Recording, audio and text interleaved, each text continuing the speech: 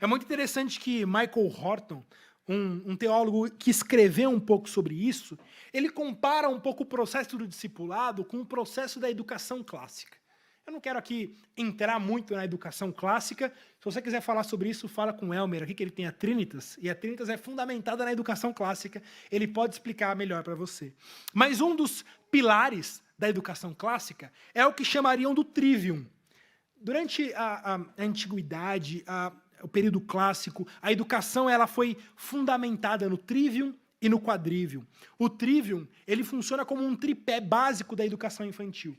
Ou seja, primeiro a criança aprende o trivium, que é esse tripé da educação, para depois partir para matérias mais complexas. E o trivium ele é formado de gramática, lógica e retórica.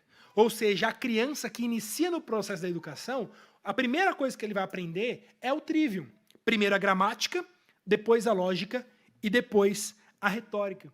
E é muito interessante porque o Michael Horton compara o nosso processo de discipulado ao próprio processo de educação clássica no trivium. Ele diz a primeira coisa que a gente deve começar num discipulado é pelo uso da gramática. A gente deve apresentar àquela pessoa que está aprendendo, que está começando a aprender, os textos. A gente precisa começar na gramática, nos textos, como ler, como interpretar, o que ler. Nós precisamos apresentar os textos básicos da fé para que essa pessoa tenha um domínio do que é literal, do que é gramática. Ela precisa aprender a ler.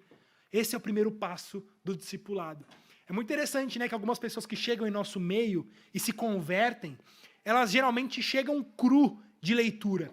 Não leem, não conhecem nada. E depois de 1 ano, 2 anos, 3 anos, você vê essas pessoas amando livros. Muitas pessoas aqui podem dar esse testemunho. Eu nunca li na minha vida. Nunca gostei de ler. Mas depois que eu me converti, eu virei alguém que ama a leitura. Aprendi a ler.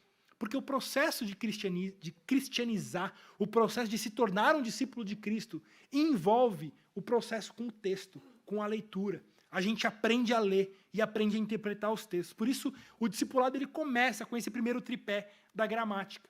E vai, então, para a segunda parte, que é a parte da lógica. A lógica que é a ideia de que você deve aprender a concatenar as ideias. Você precisa saber lidar com diferentes conceitos daquilo que você leu. Você começa a lidar com desafios lógicos da fé. E vendo, olha, se isso é verdade, então aquilo não pode ser.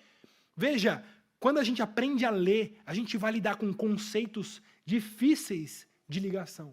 Por isso, a segunda etapa na educação, a segunda etapa do próprio discipulado, precisa nos ensinar a lidar com a lógica. Se isso é verdade, se A é verdade, o B ele precisa ser avaliado à luz do A.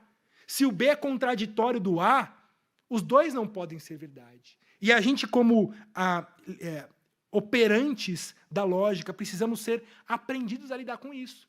Porque isso vai te ensinar a lidar com furos de falsas religiões, ou a concatenar diferentes conceitos no meio da escritura. Para que então a gente chegue à última etapa do trivium, que é da retórica.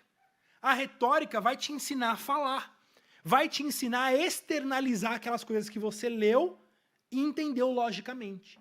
Então você primeiro aprende a literatura, depois você aprende a lógica por trás disso, para que então você seja habilitado na retórica, para que você fale e externalize aquilo que você crê. E esse é um processo, irmãos, como eu disse, que nunca acaba. Todos nós vivemos esse processo em alguma etapa. A gente está em alguma parte do discipulado. Ninguém aqui pode dizer, eu já acabei o discipulado, eu já aprendi a guardar todas essas coisas. Mas todos nós estamos nesse processo de sermos ensinados a guardar todas as coisas.